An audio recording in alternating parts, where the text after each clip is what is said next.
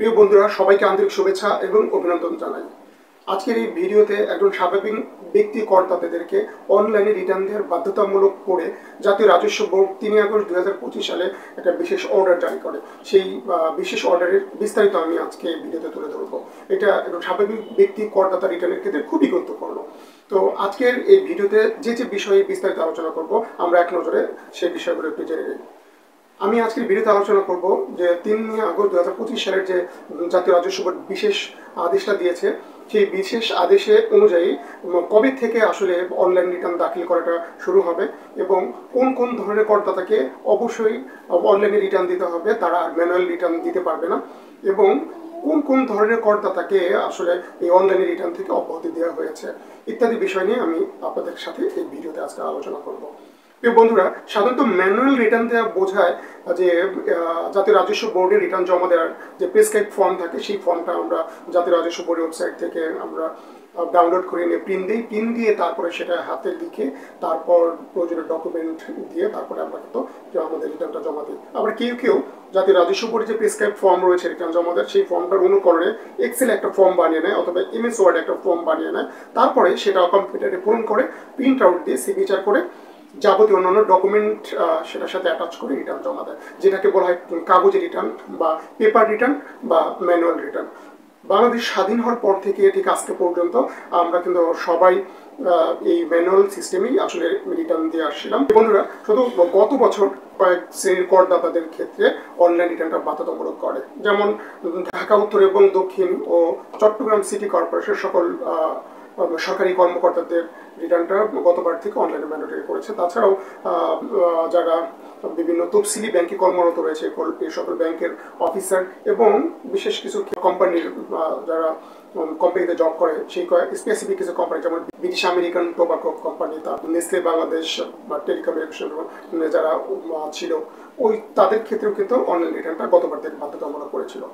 কিন্তু সরকার যে বিশেষ আদেশটা দিয়েছে জাতীয় রাজস্ব বোর্ড, সেখানে তারা স্পষ্টভাবে বলেছে যে এখন থেকে সকল স্বাভাবিক ব্যক্তি করদাতাদেরকে অনলাইনে রিটার্ন দিতে হবে এবং তারা আর ম্যানুয়াল রিটার্ন দিতে পারবে না।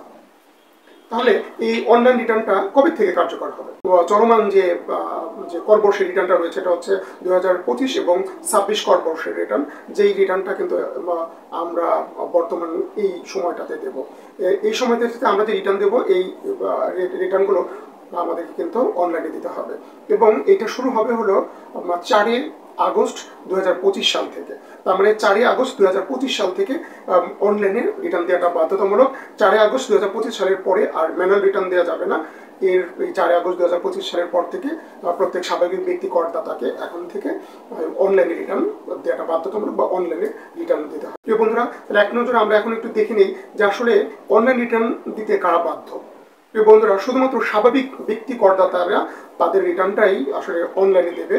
স্বাভাবিক ব্যক্তি করদাতা বলতে বোঝায় যে মানুষ করদাতা, যারা স্বাভাবিক মানুষ। ইনকাম ট্যাক্স আইন 2023 অনুযায়ী ব্যক্তি বলতে কিন্তু স্বাভাবিক ব্যক্তি, বিভিন্ন কোম্পানি, পাবলিক লিমিটেড এবং পাবলিক লিমিটেড যাই হোক না কেন, কর্পোরেশনস, তারপর স্বায়ত্তশাসিত প্রতিষ্ঠান, অন্যান্য সংস্থা, এই সব কিছুই কিন্তু একজন ব্যক্তি হিসেবে তারা বোঝায় বা সকলেকেই কোম্পানির ব্যক্তি বোঝায়। কিন্তু মানুষ ছাড়া অন্যান্য যে সংস্থাগুলো, যেটা আইনের মাধ্যমে যে সমস্ত কর্পোরেট বডি বা সংস্থাগুলো সৃষ্টি হয়, এগুলো হলো কৃত্রিম ব্যক্তি সত্তা, আর মানুষ যারা এরা হলো স্বাভাবিক ব্যক্তি সত্তা। তাহলে অনলাইনে রিটার্নের যে বিশেষ আদেশটা দিয়েছে, এটা শুধুমাত্র স্বাভাবিক ব্যক্তি সত্তার ক্ষেত্রে প্রযোজ্য হবে। আমরা যারা স্বাভাবিক ব্যক্তি করদাতা রয়েছে তাদের ক্ষেত্রেই শুধুমাত্র অনলাইন রিটার্নের যে আদেশটা দিয়েছে, এই আদেশটা বাধ্যতামূলক হবে। স্বাভাবিক ব্যক্তি করদাতাদেরকেই এখন থেকে অনলাইনে রিটার্ন দিতে হবে এবং তারা অনলাইন রিটার্ন দিতে বাধ্য। আমরা জেনে নিই যে অনলাইন রিটার্ন দিতে কারা কারা বাধ্য নয় বা কোন ধরনের স্বাভাবিক ব্যক্তিদেরকে অনলাইনে রিটার্ন দেওয়ার ক্ষেত্রে এই বিশেষ আদেশে অব্যাহতি দেওয়া হয়েছে। 4 ধরনের ব্যক্তি করদাতাদেরকে অনলাইনে রিটার্ন দেওয়া থেকে অব্যাহতি দেওয়া হয়েছে। নাম্বার 1 হলো যে কোনো ধরনের করদাতা যদি তার বয়স 65 বছর হয় অথবা 65 বছরের বেশি বয়সী প্রবীণ কোনো করদাতা। নাম্বার 2 হলো করদাতার যদি শারীরিক কোনো সমস্যা থাকে অথবা করদাতার যদি শারীরিক প্রতিবন্ধী হয়। করদাতার এই যে শারীরিক বিশেষ অক্ষমতা রয়েছে বা সে যে প্রতিবন্ধী করদাতা, এ বিষয়ে তার সনদ যথাযথভাবে আয়কর কর্তৃপক্ষের কাছে সাবমিট করতে হবে। নাম্বার ৩ রয়েছে যে বাংলাদেশি যে সকল করদাতা যারা বিদেশে বসবাস করে, যেমন আমার প্রবাসী ভাই বোনেরা যারা বিদেশে থাকে, তারা জন্মগতভাবে বাংলাদেশি বা বিদেশ থেকে যারা রিটার্ন দেয়, এই সকল বিদেশে অবস্থানরত বাংলাদেশি করদাতাগণ।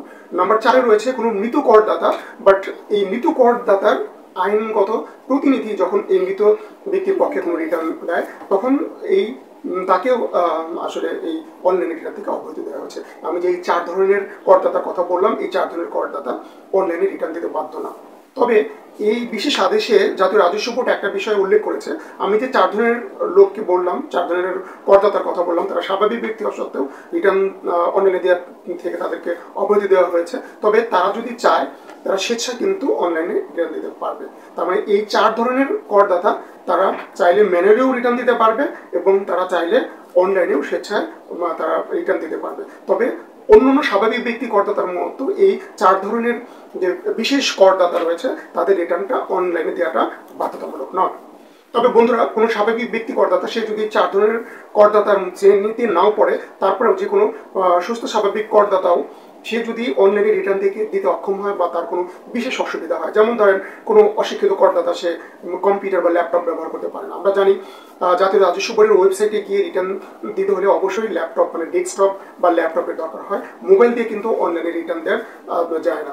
এখন কোন বিশেষ অজ্ঞ লোক বা অশিক্ষিত লোক কিন্তু সে হয়তো কম্পিউটার ব্যবহার করতে পারে না বা ইন্টারনেট অ্যাক্সেস পারে না, বা তার হয়তো ইন্টারনেট সিস্টেমে সে হ্যাবিচুয়েট না, বা অন্য যে কোনো জটিল সমস্যা যদি তার থাকে যে জন্য সে অনলাইনে রিটার্ন দিতে যদি অপারগ হয়, তাহলে তার যে আয়কর অধিক্ষেত্র রয়েছে সেখানে সে তার সমস্যাটা উল্লেখপূর্বক সে ওই ধরনের করদাতাকে উপকর কমিশনের নিকট আবেদন করতে হবে ম্যানুয়াল রিটার্ন সাবমিট করার জন্য। এবং এই ম্যানুয়াল রিটার্নটা যখন সে সাবমিট করবে উপকর কমিশনের কাছে, তখন তার যে সমস্যা, সেই সমস্যার যদি কোনো ডকুমেন্ট থাকে, অ্যাপ্লিকেশনের সাথে এই সমস্যা উল্লেখ করে ডকুমেন্টটাও কিন্তু সাবমিট করতে হবে। উপকর কমিশনার বা যুগ্ম কমিশনার তার সমস্যা, সে যেটা অ্যাপ্লিকেশন উল্লেখ করেছে, অ্যাপ্লিকেশনের সেই সন্নিহিত সমস্যা বিশ্লেষণ করে এবং তার যে সাপোর্টিং ডকুমেন্ট সেটা বিশ্লেষণ করে যদি তারা ফিল করে যে তাকে ম্যানুয়ালি ট্যাক্স রিটার্ন দেওয়ার জন্য অনুমোদন দেওয়া যায়, তাহলে এই ধরনের করদাতাকে অ্যাপ্লিকেশনের এগেইনস্টে উপকর কমিশনার বা যুগ্ম কর কমিশনার তাকে ম্যানুয়াল রিটার্ন সাবমিট করার জন্য তাকে অনুমোদন প্রদান করবে এবং সেই অনুমোদনের প্রেক্ষিতে এই স্বাভাবিক ব্যক্তি করদাতা যথাযথভাবে সে অনলাইনে রিটার্ন না দিয়ে ম্যানুয়ালি রিটার্ন দিতে পারবে। তাহলে এই স্বাভাবিক ব্যক্তি করদাতা যে কেউ অপারগ হলে তাকে কিন্তু অবশ্যই অ্যাপ্লিকেশনের অনুমোদনের ভিত্তিতে ম্যানুয়ালি রিটার্ন দিতে পারবে।